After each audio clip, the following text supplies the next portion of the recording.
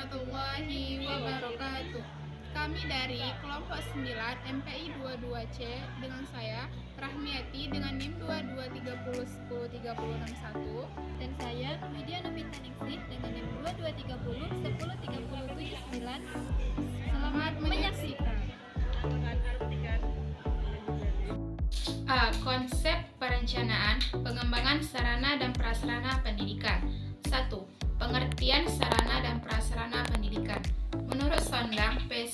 Siagian berpendapat bahwa perencanaan bisa diartikan sebagai keseluruhan proses asumsi dan penentuan secara matang hal-hal yang akan dikerjakan pada masa yang akan datang dalam rangka mencapai tujuan yang ditentukan sebelumnya. Nur Basirus Erwerang menjelaskan bahwa sarana dan prasarana pendidikan merupakan sumber daya yang memegang peranan penting dalam mencapai tujuan pendidikan sekolah. 1. Pengertian sarana dan prasarana pendidikan. Sarana dan prasarana pendidikan merupakan salah satu faktor yang mempengaruhi pendapat guru tentang pemilihan dan penggunaan strategi pembelajaran. Perencanaan adalah aktivitas menetapkan tujuan yang akan dicapai bersama dan bagaimana cara-cara yang dilakukan untuk mencapai tujuan tersebut. Pada buku Perencanaan Pendidikan, bahwa perencanaan disebut juga dengan planning, yang mana merupakan pemilihan atau penetapan tujuan organisasi dan penentuan strategi, kebijaksanaan, proyek, program, prosedur, metode, sistem, aturan buku yang diharapkan untuk mencapai tujuan. Perencanaan pengembangan sarana dan prasarana pendidikan adalah suatu proses analisis dan identifikasi kebutuhan dan persyaratan yang diperlukan dalam pembelajaran yang dapat menunjang keberhasilan pembelajaran. 1. Pengertian sarana dan prasarana pendidikan. Sarana dan prasarana pendidikan merupakan salah satu faktor yang mempengaruhi pendapat guru tentang pemilihan dan penggunaan strategi pembelajaran. Perencanaan adalah aktivitas menetapkan tujuan yang akan dicapai bersama dan bagaimana cara-cara yang dilakukan untuk mencapai tujuan tersebut. Pada buku Perencanaan Pendidikan, bahwa perencanaan disebut juga dengan planning, yang mana merupakan pemilihan atau penetapan tujuan organisasi dan penentuan strategi, kebijaksanaan, proyek, program, prosedur, metode, sistem, aturan buku yang diharapkan untuk mencapai tujuan. Perencanaan pengembangan sarana dan prasarana pendidikan adalah suatu proses analisis dan identifikasi kebutuhan dan persyaratan yang diperlukan dalam pembelajaran yang dapat menunjang keberhasilan. 2. Karakteristik perencanaan pengembangan sarana dan prasarana pendidikan. 1. Merupakan proses memutuskan dan memikirkan.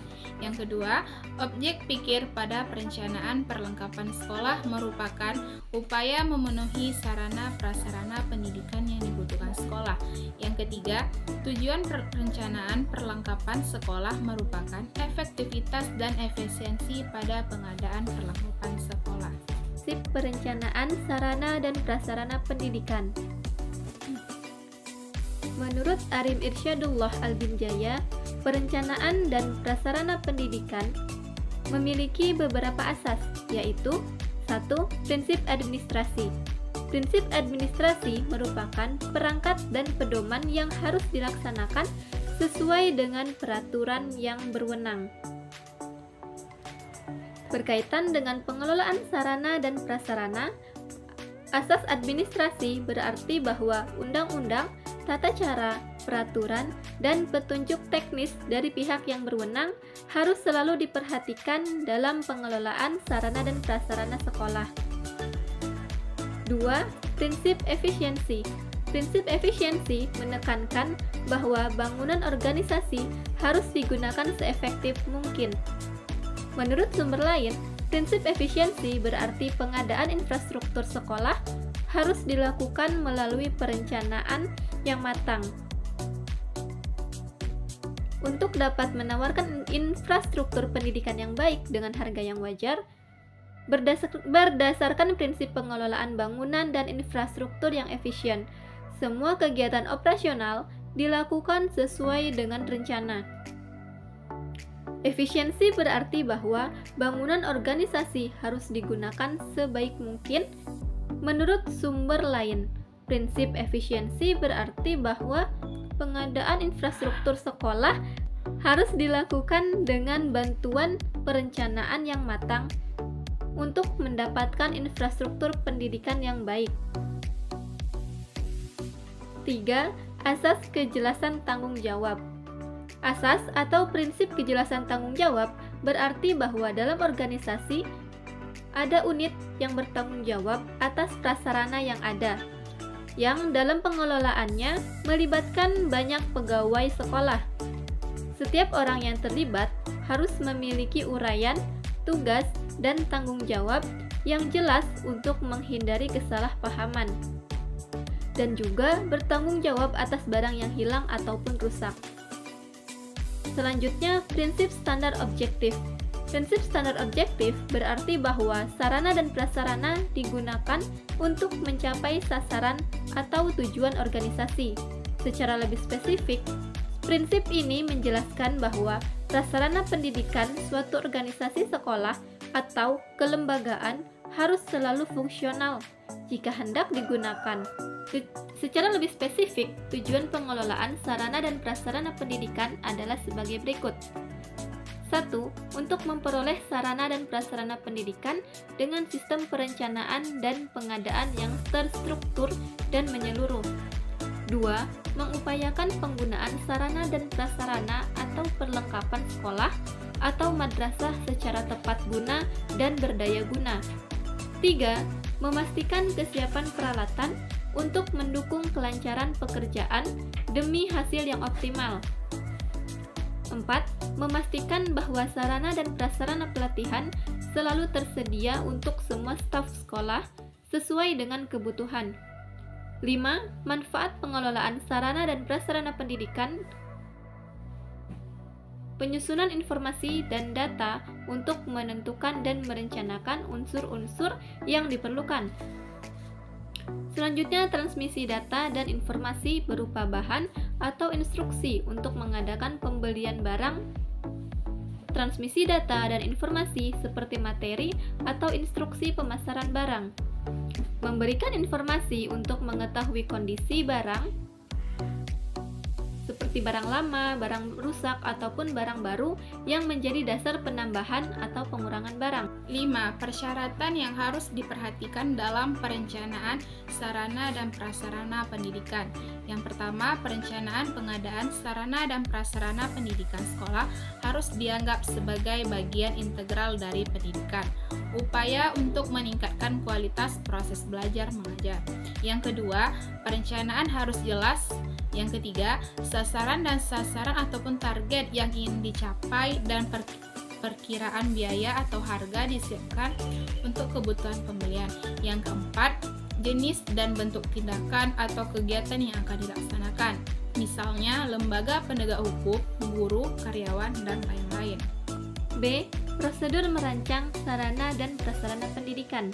Pelatihan dengan mengumpulkan dan mengolah informasi kebutuhan peralatan merupakan bagian yang sangat penting. Sistem pendataan dan pengolahan data yang baik dan sangat membantu pengawas unit kerja untuk menyusun rencana kebutuhan peralatan secara tepat, cepat, dan murah. Ini adalah salah satu upaya untuk memastikan keamanan perangkat di bidang desain perangkat. Menurut Departemen Pendidikan Kebudayaan, proses perencanaan pengadaan sarana dan prasarana pendidikan dapat digambarkan sebagai berikut. 1. Kebutuhan peralatan yang direncanakan. Menurut Departemen Pendidikan Kebudayaan, peralatan dapat dibagi menjadi beberapa kelompok, yaitu 1. Barang peralatan bergerak seperti peralatan ruang kelas, laboratorium, peralatan proyeksi, papan tulis, mikroskop, dan lain-lain. Peralatan kantor dan juga perpustakaan, komputer, lemari, kursi, buku. Barang bergerak dibagi menjadi dua golongan, yaitu barang habis pakai dan barang tidak habis pakai, seperti properti, tanah, bangunan, aksesoris, stok barang. 2. Perlengkapan usulan kebutuhan. Perlengkapan adalah kegiatan dan upaya unit kerja untuk merumuskan kebutuhan perlengkapan berdasarkan dan berpedoman pada faktor-faktor berikut. A. Usulan disesuaikan dengan aksi masing-masing unit organisasi dengan menggunakan website. Penawaran pun disesuaikan dengan jumlah dan kondisi karyawan yang ada. Penawaran akan disesuaikan dengan barang yang masih tersedia dan dapat digunakan.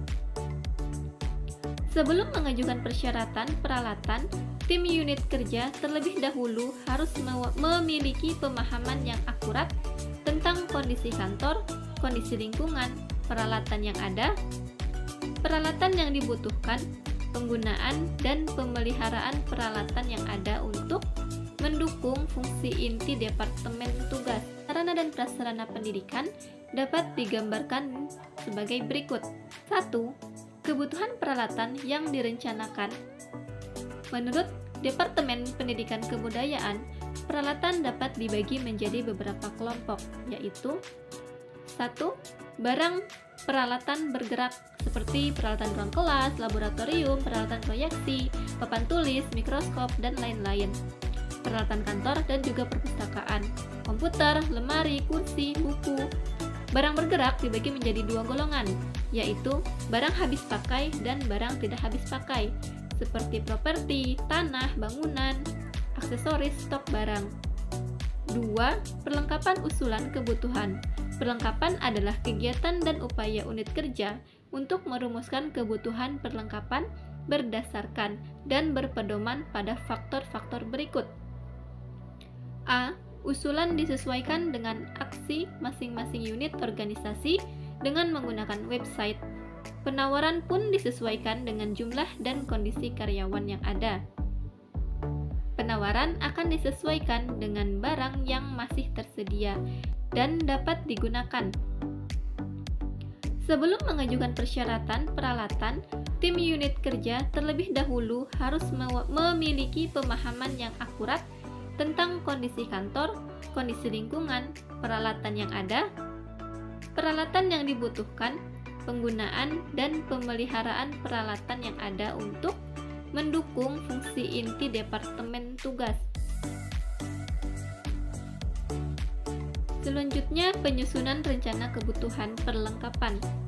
Penyusunan rencana kebutuhan perlengkapan adalah kegiatan evaluasi kebutuhan perlengkapan yang direncanakan dengan memperhatikan struktur organisasi, jumlah pegawai, serta barang yang tersedia dan dapat digunakan berdasarkan masukan data dan kemudian peralatan rencana kembali disiapkan.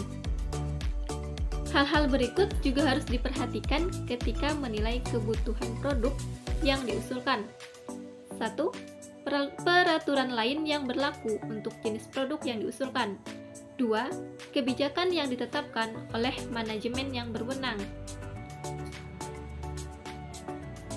Kebutuhan objek yang dikaji disusun berdasarkan kelompok menurut jenis kegiatan, objek kegiatan, biaya proyek atau unit rutin, atau masing-masing proyek menurut bagiannya. 4. Analisis kebutuhan perlengkapan. Analisis kebutuhan perlengkapan yang terdiri dari 1. Analisis kebutuhan kualitas, yaitu pengelompokan usaha dari jenis kegiatan organisasi, seperti jenis ukuran, kualitas, dan harga. Informasi yang dikumpulkan memberitahu perangkat apa yang sudah ada, apa yang kondisinya belum ada, ataupun terkait hal lainnya. Analisis kebutuhan kuantitatif, frekuensi kegiatan, berapa banyak perangkat, dan bagaimana mereka digunakan diselidiki. 5. Pendataan perangkat. Ada dua hal penting yang harus dipersiapkan untuk proses pendataan perangkat. Alat pengumpulan data terdiri dari alat pengumpul data, petunjuk pengisian, dan agen penyelesaian data. Secara khusus sebagai berikut. Yang pertama, alat atau perangkat pengumpulan data. Alat atau perangkat pengumpulan data adalah daftar isian ataupun formulir yang dimiliki petugas. Mempersiapkan sebelum menyelesaikan proses pengumpulan data. Checklist disusun menurut jenis barang, belum lagi harga masing-masing jenis barang. Proses pelaksanaan pendataan. Proses pelaksanaan pendataan ini meliputi proses pelaksanaan pendataan perangkat mengacu pada pengoperasian pendaftaran perangkat yang ada. Yang selanjutnya, petugas pendataan peralatan harus benar-benar melakukan survei lapangan. Gunanya itu untuk menentukan di mana kuantitas dan kualitas peralatan dicatat. Petugas pendataan bertanggung jawab kepada kepala satuan kerja atau kebenaran dan sisa peralatan yang digunakan. Menentukan rencana biaya kebutuhan peralatan. Untuk menentukan rencana biaya yang diberikan dalam rencana kebutuhan peralatan adalah menambahkan harga satuan barang dan total biaya produk yang diperlukan ke dalam daftar rencana. Dalam penyusunan rencana biaya kebutuhan peralatan, kepala unit kerja dapat menggunakan panduan harga satuan yang ditetapkan oleh instansi yang berwenang. Dalam hal ini, tidak ada panduan harga satuan produk, tetapi dapat mengacu pada harga pasar untuk mendapatkan perkiraan biaya yang diperlukan. 7. Skala prioritas penetapan skala. Prioritas ini dalam proses analisis ataupun perakitan kebutuhan peralatan mengacu pada upaya dan kegiatan unit kerja sedemikian rupa sehingga jenis barang diurutkan berdasarkan urutan kepentingan kebutuhannya. Pemrosesan data perangkat. Agar data perangkat yang dikumpulkan dapat digunakan sesuai dengan tujuan, maka dilakukan pemrosesan data.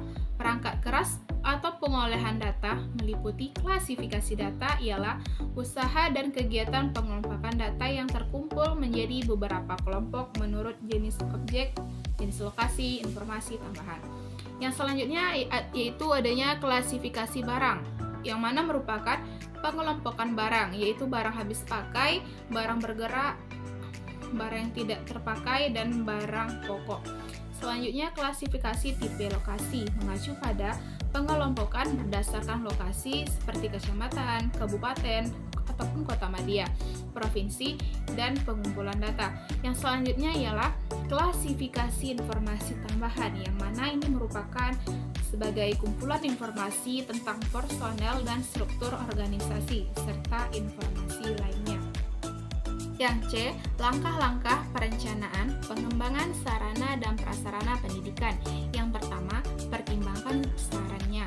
Yang kedua, menyetujui usulan pengadaan perlengkapan sekolah atau daftar kekurangan perlengkapan sekolah yang diajukan oleh masing-masing unit kerja. Yang ketiga, kembangkan rencana permintaan. Yang keempat, buat rencana perlengkapan sekolah untuk jangka waktu tertentu, seperti satu semester atau 1 tahun akademik. Dan yang selanjutnya ialah rencana kebutuhan jangka. ND, yaitu kegiatan perencanaan sarana dan prasarana pendidikan. 1. Perencanaan pengadaan barang tidak bergerak. Menurut Syahril, jenis perencanaan pengadaan sarana prasarana yang akan dilakukan oleh suatu sekolah ataupun satuan pendidikan yaitu sebagai berikut. A. Perencanaan pengadaan tanah. Kegiatan perencanaannya terdiri atas 1. Menyusun rencana pengadaan tanah berdasarkan analisis kebutuhan bangunan yang akan didirikan, serta lokasi yang ditentukan berdasarkan pemetaan sekolah. 2. Mengadakan survei tentang adanya fasilitas sekolah seperti jalan, listrik, air, telepon, transportasi, dan sebagainya. 3. Mengadakan survei harga tanah. 4. Menyusun rencana anggaran biaya. B. Perencanaan pengadaan atau rehabilitasi atau pemeliharaan bangunan, menyusun rencana bangunan yang akan didirikan berdasarkan analisis kebutuhan. Secara lengkap dan teliti, kegiatan perencanaan terdiri atas mengadakan survei terhadap tanah di mana bangunan akan didirikan. Hal tersebut termasuk luasnya kondisi, situasi, status, perizinan, dan sebagainya. Menyusun rencana konstruksi dan arsitektur bangunan sesuai pesanan. Menyusun rencana anggaran biaya sesuai harga standar yang berlaku di daerah yang bersangkutan. 3. Menyusun pentahapan rencana anggaran biaya. yang disesuaikan dengan rencana pentahapan pelaksanaan secara teknis serta memperkirakan anggaran yang akan disediakan setiap tahunnya dengan memperhatikan skala prioritas yang telah ditetapkan berdasarkan kebijakan Dinas Pendidikan atau Kemenag. 4. Untuk skala besar, perencanaan melibatkan unsur PU dan konsultan. Sekian dari kami, terima kasih. Assalamualaikum warahmatullahi